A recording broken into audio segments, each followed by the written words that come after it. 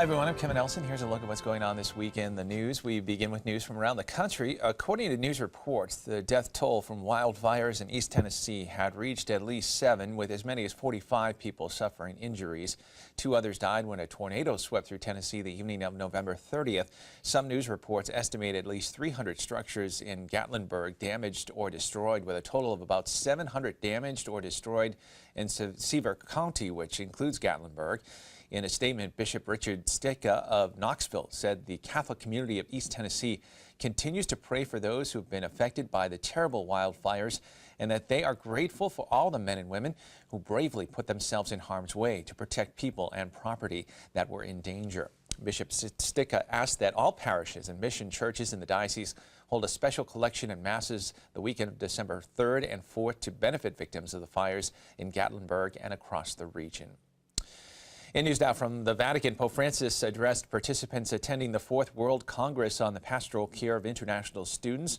The Congress, being sponsored by the Pontifical Council for Migrants and Travelers, was taking place November 28th through the December 2nd.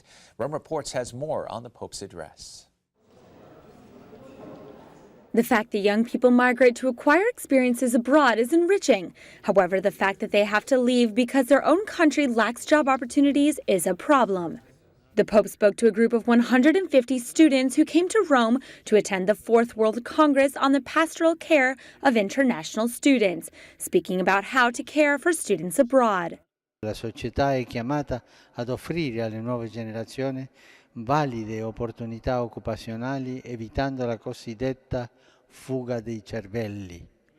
At the same time, Pope Francis asked young people to control their excessive ambition of success. This, he warned, can provoke selfishness and indifference to the suffering of others.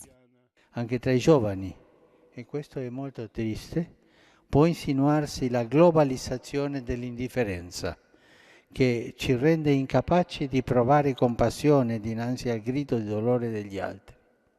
The Pope calls for responsibility on 2 fronts. First, he asked for institutions to invest in youth, and second, for young people to think of everyone and to work for the common good of their society. More news now from around the country. The U.S. Catholic Church has asked that the December 12th feast of Our Lady of Guadalupe be a day of prayer with a focus on migrants and refugees. In a statement, Cardinal Daniel DiNardo of Galveston, Houston, who is president of the U.S. Conference of Catholic Bishops, said that as Christmas approaches, and especially on this Feast of Our Lady, we are reminded of how our Savior Jesus Christ was not born in the comfort of his own home, but rather in an unfamiliar manger. And the USCCB suggested that Catholics unable to attend a prayer service or Mass December 12th, or who live in an area where one is not being offered, should offer prayers wherever they may be. The USCCB's Migration and Refugee Services Office has developed a scriptural rosary called Unity in Diversity that includes prayers for migrants and refugees. The USCCB said the conference is also working on developing additional pastoral resources. In news from Rome, U.S. Director Martin Scorsese had a private audience with Pope Francis at the Vatican after a screening of his new film, Silence, for about 300 Jesuits.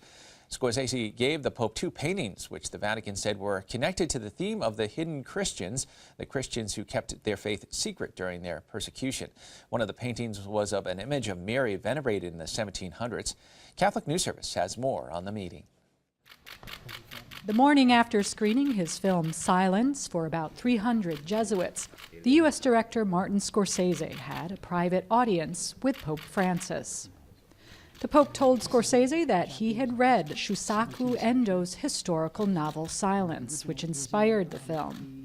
The book and film are a fictionalized account of the persecution of Christians in 17th century Japan. And the central figures in the story are Jesuit missionaries.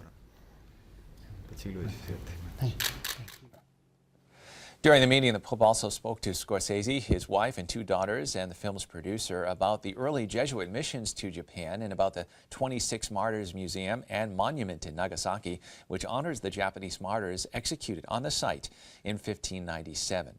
The film is set for a December 23rd release in the United States.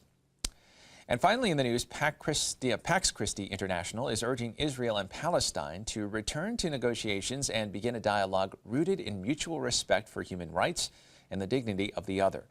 Maria Dennis, co-president of the Catholic Peace Organization, told Catholic News Service that the time has come to find a way to start supporting what is a very difficult but critically important process. Dennis went on to say that Pax Christi's leadership is concerned that Israel's actions, including the continued occupation of Palestinian land, expansion of settlements in the West Bank, demolition of Palestinian homes, continued work on the separation barrier, and limits on the use of water, violate international law and must stop. While pushing for a new political strategy, the organization said that the 1993 Oslo peace process, which set a goal of achieving a peace treaty between Israel and Palestine and eventual Palestinian self-determination, has failed and negotiations are at a standstill. The statement acknowledged that both parties have legitimate grievances and that both sides are responsible to stop violence perpetrated against the other. Well, that is all the information we have for you at this time. I'm Kevin Nelson. Don't forget, you can keep up to date on Catholic news throughout the week with Catholic Newsbreak right here on the Catholic TV network.